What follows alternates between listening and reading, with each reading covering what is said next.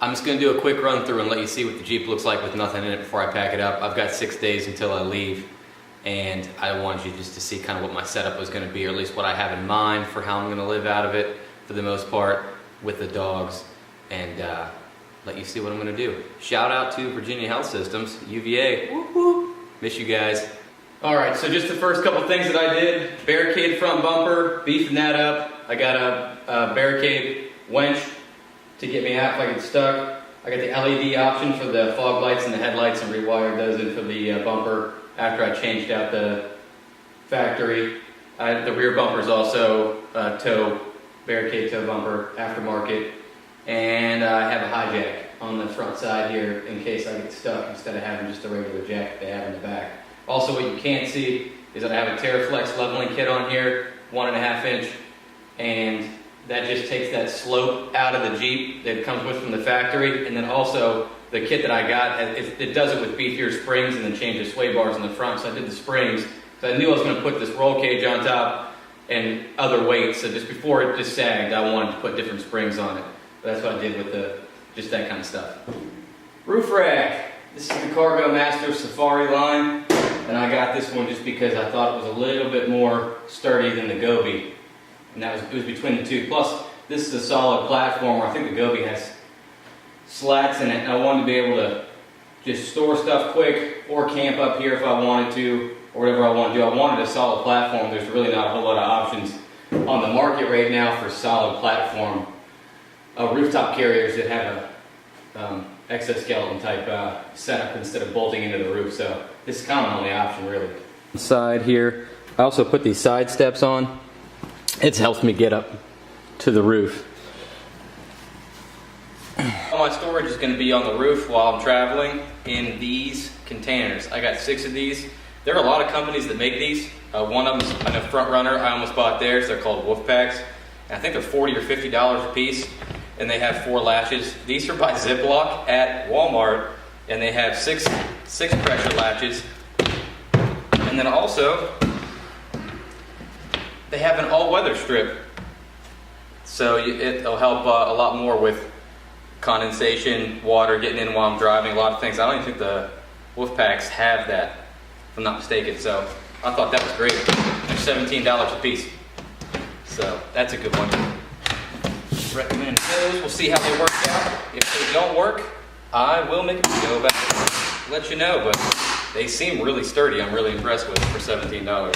And then the other thing that I got is going to go on top of the Jeep is this. This is by Front Runner, and this is an 11-gallon water tank.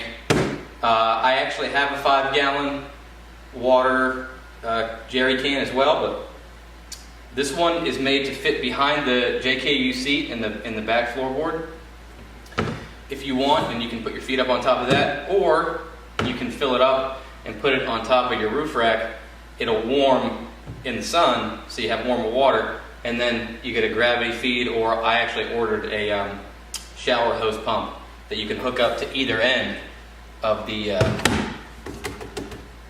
container here, and then you can just take a shower off the side of your Jeep. So I'm going to use this mainly just for shower water, I believe.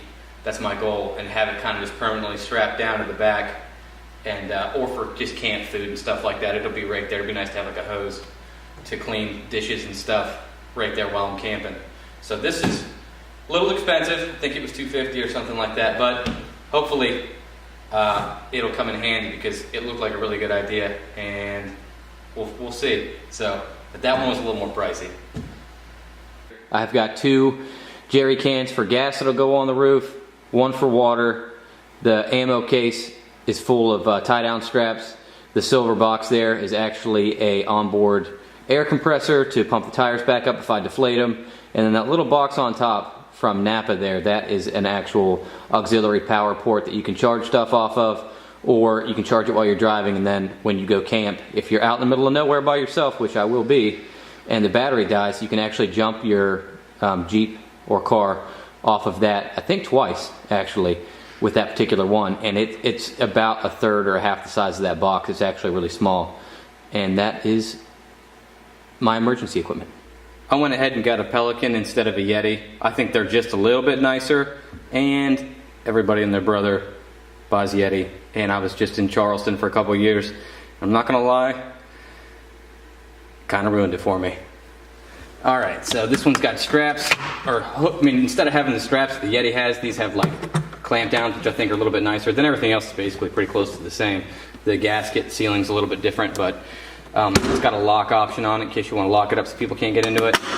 And then those clip in real nice. So I thought that was a good thing. And I'm actually going to be using this as my camp table. Got some drink holders in there. And I figured, that'll double as a table for me. Or at least a chair, but I'm going to have a couple of camp chairs. But either a camp chair or a table to eat off of. It's auxiliary lighting. Has a tripod in that case, the long case there, and then that folds out. And then there is a LED light in the smaller one that also has 4 small LED flashlights attached to it. And you can also charge your laptop or anything with a USB port off of it too.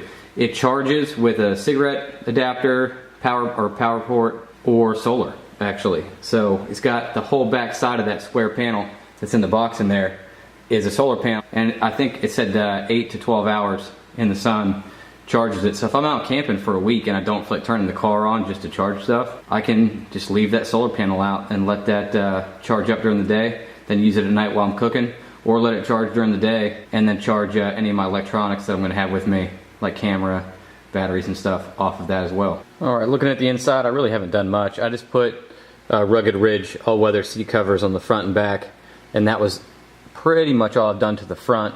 And the back seat, I haven't put anything extra in, again, except for the seat covers. I have ordered a kind of bed to go back here. I don't know, we'll see if it works out. I just figured it wasn't very expensive, and if it gets really cold, like probably below 20, it's still gonna be better to sleep in the Jeep and let the dogs come out of the back compartment and sleep with me in the middle compartment here. Plus, if I was sleeping in town, I can't sleep on top of the Jeep and I can't sleep in a tent, so I'm gonna have to sleep in the back seat. So I thought maybe this would be a little bit better. Well, the time has finally arrived to take all of this and to pack it somehow into this, plus 2 dogs and myself. I just want to say ahead of time before I get started that I do realize that I did not build a platform to sleep on inside the Jeep properly, as far as from the front seats back to the back door, but I thought this might be better for myself. So I realize that might be a bad idea.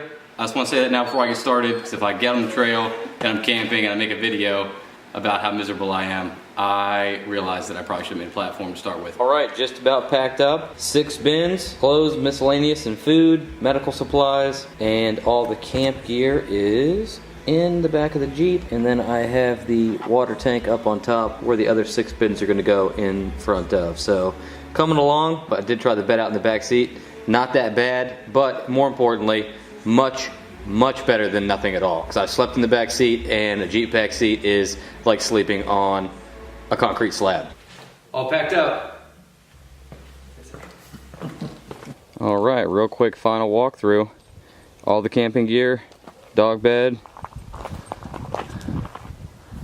water tank, personables, and the fuel and water containers. At least my seat's still empty. Electronics, and then the cooler and my duffel. That's about it. That's gonna be life on the road for the next month at least.